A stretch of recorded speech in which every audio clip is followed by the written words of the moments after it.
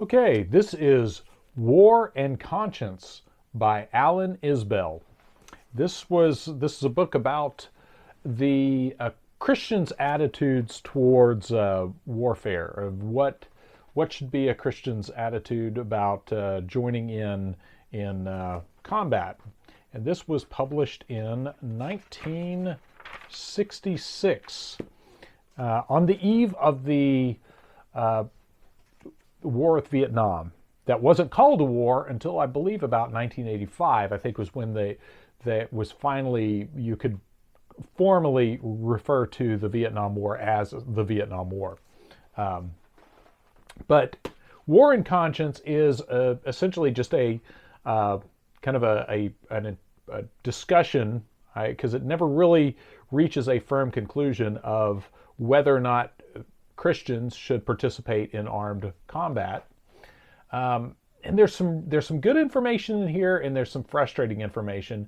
I think Isbell wants very badly to find a definitive yes or no to modern combat, and I don't think any of it's that simple. And he does do a good job of explaining that sometimes propaganda is involved, but he speaks very much as a United States partisan, as somebody who is very invested on the side of how does a guy who is in the United States behave.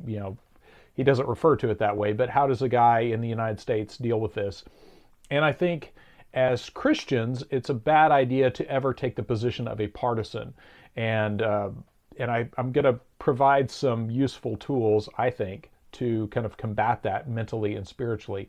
But overall, this is an interesting discussion. I would love to see if Isbell is still around, how he would write this book now, because in light of the Gulf of Tonkin incident and a lot of other things that have come to light just about a lot of the modern conflicts, how he would address that. There's some interesting discussions about nuclear warfare, and he expresses some big concerns with the idea of nuking a city and things like that. And he refers to himself throughout that he's arrived at a position of being a non-pacifist, which is kind of a weird place, a weird terminology to use.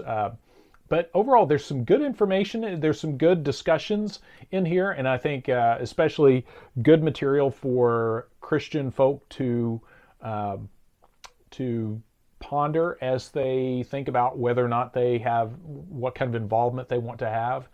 But I really think a lot of that needs to be judged on a case-by-case basis, and I think that's one of the areas where Isbell, he kind of goes there, but not in a way that's really refined. And I think you really have to examine your role as a Christian in all this, as you are not a partisan. You are a citizen.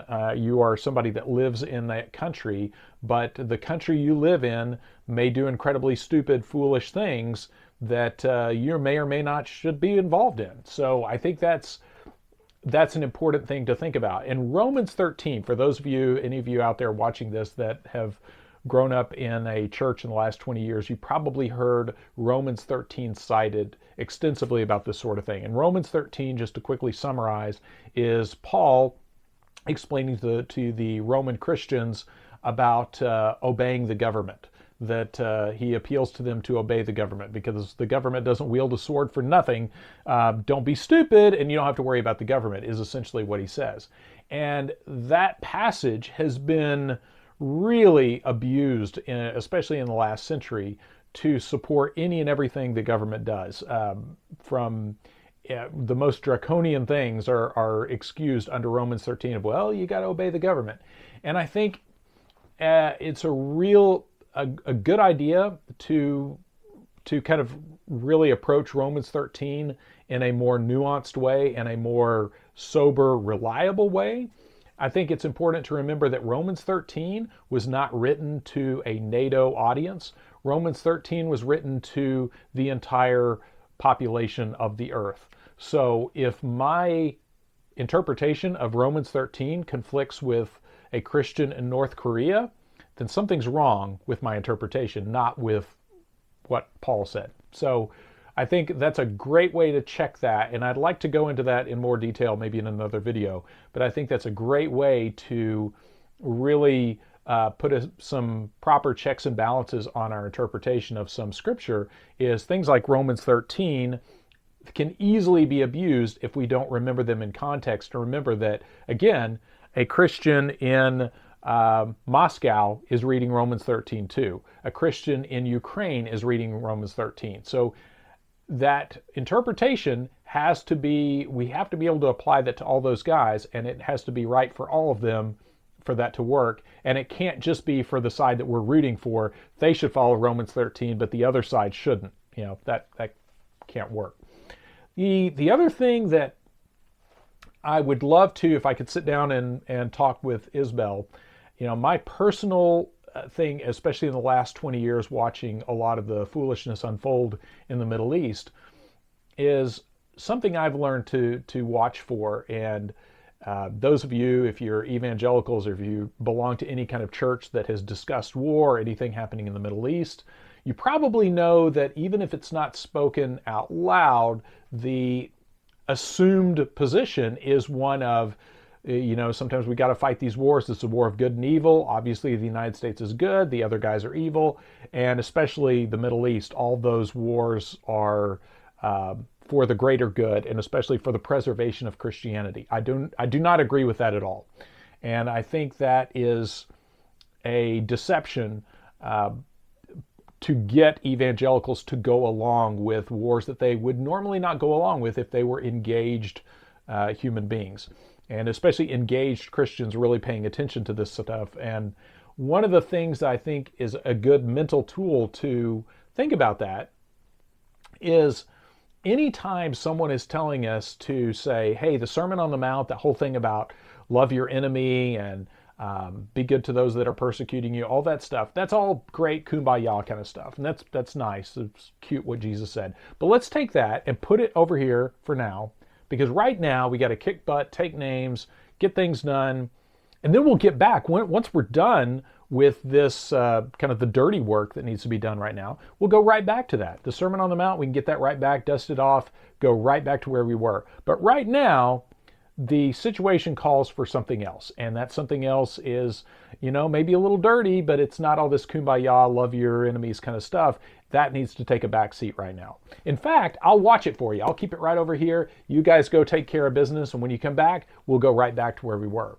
And I think anytime we hear that kind of talk, we are being horribly, horribly deceived. And we should make note of that and take strides not to find ourselves in that position where we set aside our morality, set aside our actual Christian values to do incredibly stupid things or evil things. And another example of that is when we find ourselves excusing inexcusable behavior, something is very, very wrong, and we need to right ourselves accordingly as soon as we catch ourselves doing that. Recently, with all the things happening in Eastern Europe, I brought up to a friend of mine about some of the people being supported by the West. I'll leave it at that. That the kind of good guys in this, with a little bit of research, reveals them to not be good guys at all. That they're actually fascists, Nazis of the highest order, a literal ideological Nazis. Anyway, so what was interesting with this friend is when I explained that I had found these guys' Telegram pages, and they were very proud of their ideology and some things they were doing to people. And this gentleman, rather than go, wow, is that right? Is that crazy? His reaction was immediately to start formulating a defense of why these particular fascists should be supported. Now, this is a person that, mind you, a year ago was saying punch a Nazi. So whenever we find ourselves in that position where suddenly we're excusing inexcusable behavior or defending indefensible behavior, we should really stop and go, okay, something else is happening here. I have been hoodwinked. I have been led to believe something that is a fiction. Because if if normally, if 99% of the time we are anti-adultery, but suddenly someone cheats on their wife and like, well, not so fast, something's wrong. So anyway, back to Isbell's work. I think I don't think there is a clean answer to. I think he does a good job of explaining there's not a one size fits all answer for that. But again, I would love to see this book written in light of how many times Christians have been drug into things or been used as a catalyst to help do things as a Christian cause that then turned out to be false. The war in Iraq, to me, is a great example of this, that I think that is a war that could not have been fought had evangelical Christians, but just Christians in general, had said, no, we're not going along with that. That doesn't serve any good, noble purpose for us. We have no business doing that. We're staying out. I think if Christians had put their foot down and said no, that war could not have happened. And I think that's an important thing to remember in light of this, that a lot of times people will say to me when I bring up stuff like this, well, okay, so what's the big deal of whether or not I go along with it or not? I'm not fighting it. I'm not involved in it. But our spiritual weight and the influence we may not even know that we have does play a big part in how all this stuff plays out. And saying no, not necessarily taking up arms against anyone or anything like that. We don't have to rebel against our government, but just saying no, I refuse to go along with this, is sometimes one of the most powerful things we can do. And it does have an influence. It has a ripple effect that does go through our culture when somebody does say, no, I'm not going along with that. That's wrong. And I think we would do well. We would be shocked at our influence if more of the time we put our foot down and just said, no, I'm not going along with that, and go our way. I think the current conflict is a good example of that. So anyway, War and Conscience by Alan Isbell. Interesting discussion about Christians' role in warfare. I feel like it's a little on the incomplete side, but still a lot of good information in this, and especially interesting to look back as a kind of a time capsule from 1966. So there you go.